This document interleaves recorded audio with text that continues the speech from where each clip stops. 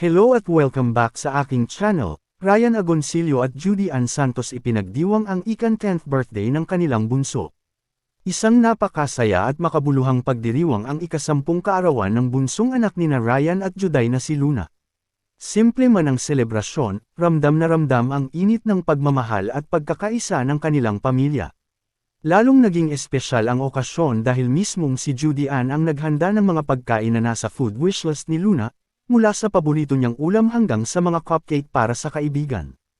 Pansin pa na iginuhit niya ang mga ito, pati disenyo ng kanyang birthday cake. Sa mga kuhang video, makikita ang walang kapantay na saya ni Luna habang napapaligiran ng kanyang pamilya, puno ng ngiti at excitement. Sabay-sabay nilang inawit ang Happy Birthday, kasabay ng palakpakan at masayang tawanan, na lalong nagpasaya sa selebrasyon. Kitang-kita kung gaano siya ka-loved at ka-blessed sa kanyang pamilya. Narito at ating panoorin ang kabuuan ng video pero bago yan maaari po kayong mag-subscribe para sa iba pang kaganap. No, just more than understand. Say happy birthday. Da da da da. Happy birthday to you.